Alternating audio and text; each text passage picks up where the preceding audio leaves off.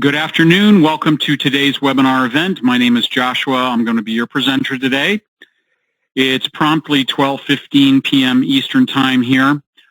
Well, we're going to talk about a couple technical things while folks are still kind of logging in quickly here. It's kind of an odd time at 12:15, we understand. If you've got a single monitor set up, click the little red arrow, orange arrow on the sidebar of your webinar control panel. Allows you to get that out of the way. If you're on a single monitor setup, that's really important. If you've got a dual monitor setup, just drag that control panel off to your second desktop. Again, get it out of the way so you can see everything. We are recording today's event, as we do all of them, barring any technical issues. We will have this event on our COVID-19 page of our website here sometime in the next 24 to 48 hours. As soon as possible afterwards, so you can certainly revisit this. 30 minutes we've got scheduled for this event today. These are some complex topics, in terms of how all of us are affected by COVID-19, and certainly the 941 report that we're going to be discussing today is absolutely impacted by that, so we need the extra time here to kind of go over some new things and things you'll have to be paying attention to as the 941 deadline approaches for the second quarter. If you have questions, please type those into the questions portion of the webinar control panel. I've got a few folks who have logged in and are answering questions today. You may have a number of them. They will do their best to get those answered for you. If not, then we'll certainly try our best to get an answer for you at some point and get back to you about that, even if it's after the webinar itself has concluded. Please keep the questions on topic, meaning about our 941, particularly as it pertains to COVID-19, FMLA sick pay, which is basically the main portion of our webinar today as it pertains to that.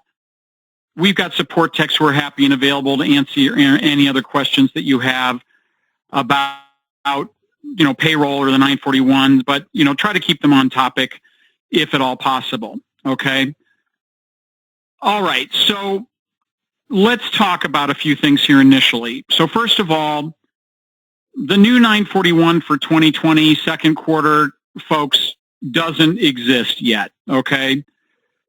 We're looking at some preliminary copies of it, or draft copies or forms of those today, of some of these forms. The form, according to our forms provider, they hope to have the 941 to us, the new one, by the end of June, by June 30th, or at the very latest, the early portion of July, okay?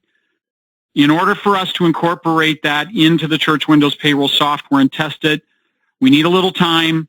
We expect to have that be available and released in a payroll update by the 10th of July 10th. Let's back up and say that. We hope to have that patch out and available. I believe that's the Payroll 2020 SR3 patch out by the 10th of July, okay? The due date for the new 941 for the second quarter is July 31st, okay? So even if you get that, we get that out to you by the 10th of July, you get that installed, you're still looking at having literally 3 weeks to get the form, get all the information entered into it, all of the totals entered in the form filed. So again, still a fair amount of time to get that dealt with. However, we are hoping that the IRS is considering extending that filing deadline until sometime in August, but we have not heard anything about that as to whether that's going to be approved or allowed or not, okay? Again, we're working with draft forms and instructions of things today, but this is the best information that we have about this at this time, at this moment, okay? Okay, so you got to be flexible about it, folks, is basically all we're saying at this point. A lot of this stuff is new and coming into play, changing every day. So we've got to be prepared to kind of roll with things as they occur. Okay? So we're not even going to be opening Church Windows Payroll today. Okay? I'm looking at just some forms here, some information, some draft copies of some stuff that we have, again, just as it pertains to what you need to prepare for getting this form filed. Okay, so what we're looking at here initially is a spreadsheet that we have of our, from, you know, and this is whether this is taken from the spreadsheet that you've got entered or that you've downloaded from the Church Windows, you know, COVID-19 website. Track this stuff manually, whether you're recording it through Church Windows Payroll. However you're choosing to track this, you've got to have the information available to you, or that you have to have that tracked in terms of how you're tracking that sick pay as it pertains to COVID-19, or FMLA wages as they pertain to COVID-19, okay? So what we're looking at here is a spreadsheet that we've created for Church Windows, or the one that you would have downloaded and printed from our website, very similar format, okay, that shows, now we're just showing the final page of this, okay, because we're really just interested in our quarterly totals at this particular moment. But we notice here that as we're kind of looking at the document, that it shows here, you know, pay period ended on 5/29. We see another one for a mid-month pay period that's ending June 12th. There would be another 2 pages prior to this for the payrolls, the pays that occurred in the first and second month of the second quarter, in this case, April and May. We're just not including those today, okay? Just for kind of speed, expediency, you know, et cetera, okay? Because really what we're interested in are these totals that are listed down here, okay? So if I'm grabbing my highlighter again and I kind of point out a couple things here, is if you've tracked this stuff properly, you know, we've got COVID sick pay, the 511 max right up here. We've got the COVID sick pay 200. We've got the COVID FMLA. Basically, if you've got a child that you're caring for at home, you know, you can't work, and you have employees that are staying home because they're caring for a child that's no longer in school because of the COVID-19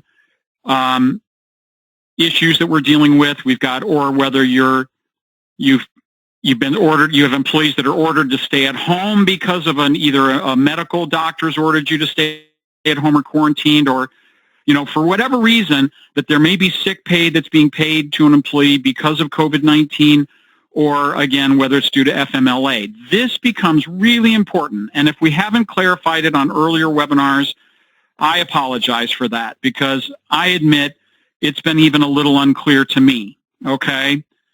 But if you're questioning as to why this is really important, is because essentially any pay that you've paid to your employees as a result of COVID-19 or FMLA, essentially the government is picking up that pay for you, okay? The church is not on the hook for that, okay? You're going to receive that in the form of a refund. We're going to talk about that in the last few minutes of the webinar here today, about 12:45. So if, again, you haven't been clear about this, tracking this sick pay separately for, you know, the 511, the 200, or the FMLA as it pertains to COVID-19, the church, or you as the employer, the church is not on the hook for that. That is money that the government is going to be writing back to you in the form of a check, provided you can provide the accurate information for that, okay? So in terms of our information, as it pertains to the 941, is these figures right down here that would occur in either the sick pay, COVID sick pay for 511, the COVID sick pay 200, or the COVID FMLA, all become vital information that we enter on the 941 if we're expecting and wanting to receive that check back from the government for those, okay? We're not even looking at PPP wages or anything. That's not in play on this today, okay? It's all about this COVID-19 and the 941 as it pertains to wages, okay? All right, so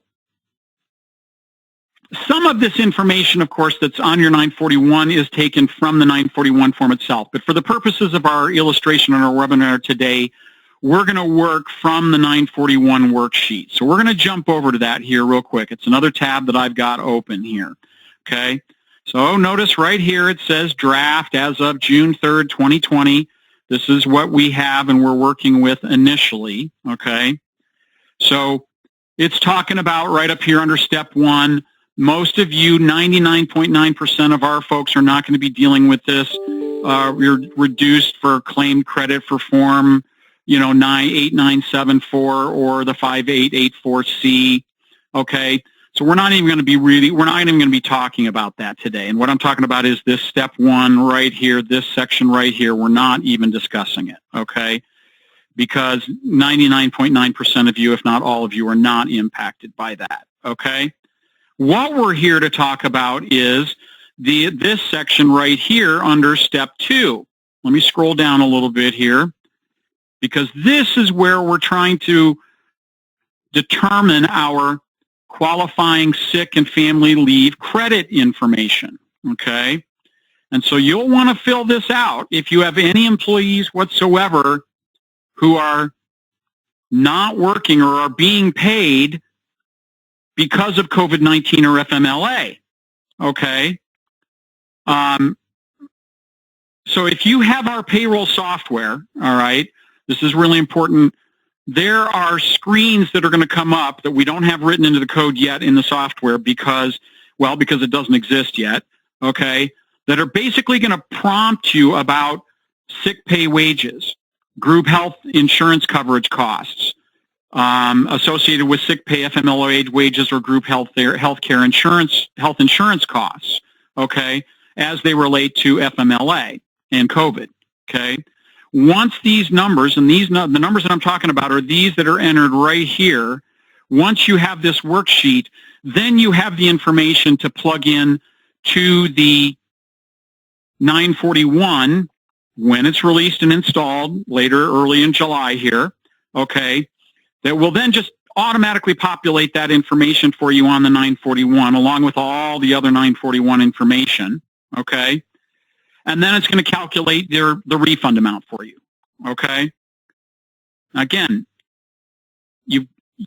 okay, we can only do so much of the work for you, folks. So this is the kind of point in the time in the webinar we have to kind of point out and make sure that you're crystal clear about the fact that, we don't know, payroll, church windows, we don't know, what your folks qualify for as it pertains to for sick pay. Okay, and what I mean by that is if we jump back to our spreadsheet real quick here, yes, if you have it set up in payroll and you can run your pay period deductions or pay period earnings report and you've categorized those into those different categories, or you've got them set up as allowances, then certainly the payroll module can help you calculate these figures for the quarter in the software. But if you're not tracking it in Church Windows Payroll, then you've got to get that information from somewhere, okay, whether it's a spreadsheet you're keeping track of it, whether it's the spreadsheet you download from our website or whether you've got your own spreadsheet set up, okay, but you need to determine what these figures are, okay, in terms of what folks qualify for or what they don't, okay? So if we kind of take a quick look here, it talks about qualified sick wages reported from 941 on part 1, and really what we're talking about on our spreadsheet here is these wages right here for COVID-19 sick pay. So we had at least one employee who during the first quarter or second quarter, now again, it wasn't in the May or June, late May or the June payroll, it was clearly in month April or May that we had an employee who was paid wages for COVID sick pay max 200 per day, okay? So that's that figure, and that's what I'm talking about down here. So let me grab my highlighter here real quick right here, okay? And then the other one, which is further down our worksheet, is for our FMLA. So we've got an employee that's been caring for a child who was no longer in school and was staying home and caring for a child, okay? So those figures become vitally important. Okay, so what we do is we plug in those figures as they pertain to this particular section. So if we notice here, we've got qualified sick pay, and then down here we've got sick wages. Then we've got down here our qualified FMLA wages. Okay, or sorry, right here, total qualified family leave wages. Okay. So then, again, I'm sorry, folks, we're about halfway through, and I've got to get moving right along here. So the other part of this that you need to enter is the qualified health plan expenses applicable to qualified sick leave wages. And the same is true down here for our employer share of Medicare, qualified health plan expenses, and the appropriate employer share of Medicare taxes that are then also then going to be reimbursed. All of this pertains to this COVID-19 and sick pay and FMLA reimbursement that you'll receive. So what that boils down to is, now again, here's kind of the point in the webinar, folks, where it's really important to understand you do not want to double count expenses, okay? That can lead to some real problems for you. So make sure that you're not doubling up on the expenses, okay? So why that's the case is if there's an employee deduction for health care and that amount is already included in their sick pay FMLA credit retention wages, okay? If you're using payroll, the answer is yes, okay? The employee's contribution to their, to health insurance and is included in their wages, okay? What we're simply talking about here are Social Security Medicare monies or taxes that are not paid on behalf or by the employer themselves for just those folks that were either sick or had to stay at home or for FMLA, okay? I'm sorry, I'm being told that the payroll will calculate the Medicare credit, but in either case, you still need to figure out these totals right here, okay? And we do have, I think the calculator is out on the website in terms of that, but basically there are a number of ways it can be calculated, okay? There's a very simple, easy method to do it, and basically it's taking a monthly bill that includes the eligible employees. You basically take the monthly bill times 12 equals the annual premium.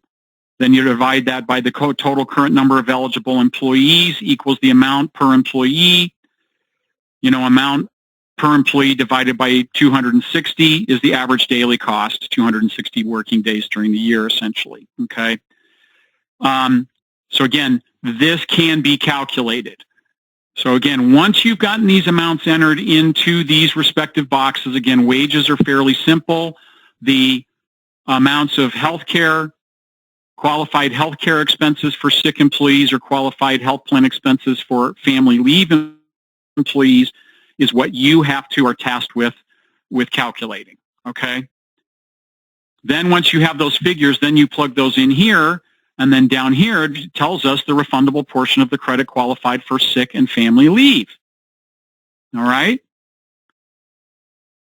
And again, if you have questions or you need help with this, certainly don't hesitate to call us or contact us through support. Our technicians will be happy to help you try to calculate those figures, okay? But again, none of my technicians can tell you how much employees were paid, were paid for sick pay or for COVID sick pay or for family leave. You still have to figure that out, okay? All right, so let's jump over to our 941 now, okay? Again, we're about 2/3 of the way through the webinar event, so I'm kind of running out of time. I want to move on to this fairly quickly here, okay?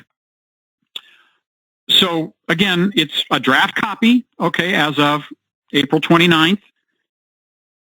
This may change. We're hoping it's fairly accurate, but again, we'll include whatever we can with it. So it still pre-completes it. It'll do the 941, 2020. It'll show you the revised date on it when it's out. It'll include all of the, employer name and church name and address information, what quarter it's for, just like it does normally.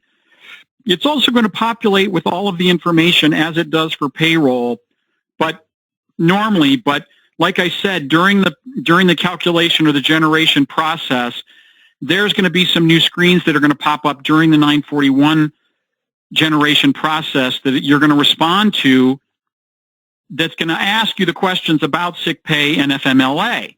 Okay, and what's going to happen is you're going to enter all of that information from that worksheet so it populates in this section of the 941 right here.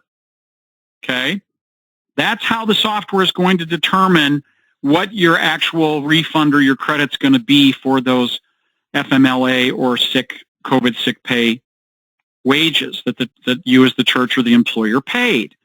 Okay? So again, we don't have that entered in the software yet, so we can't really show you what that's about. Okay? So let me get rid of my drawing tool here. Let me go back to my regular drawing. And so up here at the top, right here, it's going to enter the, number of employees. It's going to enter your total wages, tips, and other compensation. It's going to auto-populate your line 3 information and 4. None of that stuff's changed, okay? But what is new is all of this 5A through 5D, I believe. So where it's going to actually populate, and it's going to take all that information that you entered during the generation process, so it knows what your qualified sick pay is. And again, that's all information as it pertains to or is taken from the worksheet that you're entering. Okay? Let me take a quick look at my notes here. 5A is the same.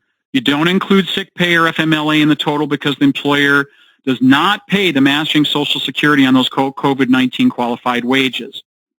Line 5A right here is, sorry, let me read this again, folks. I'm sorry. Line 5A is multiplied by 12.4%, the employee withheld plus the employer match rate. Sorry, yes.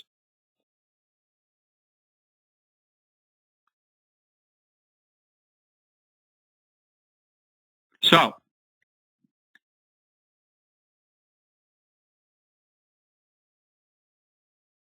again, folks, working copy. Sorry, forgive me while I'm starting to resolving this in my own thinking for myself.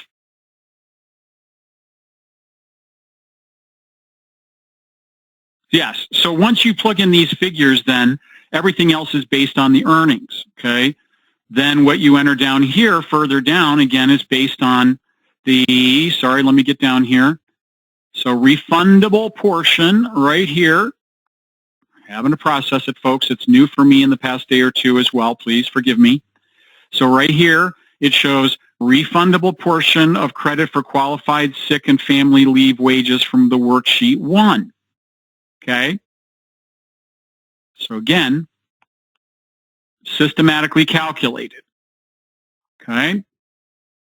So again, it does also factor in all of your deposits that you've made as you continue to make 941 deposits as they occur.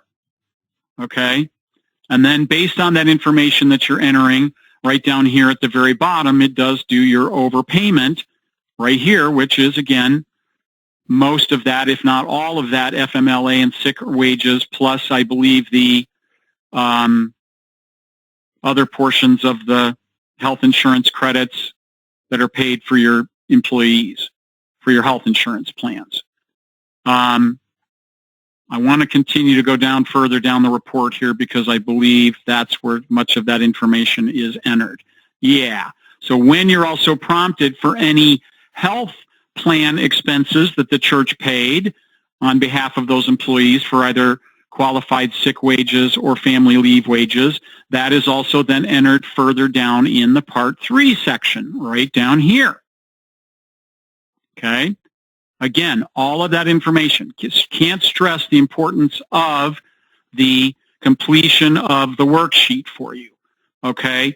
That worksheet is vitally important to ensure that, one, you're getting the correct refund amount for your employees that are paid or that are paid FMLA wages or that are being paid because they were out sick because of COVID-19. Okay? So again, make sure that all of that information in that worksheet is correct. But again, once you enter all of that information into the software, it will calculate that for you. Okay? So one of the things I wanted to review here real quick was that on line 2, we brought over the total wages.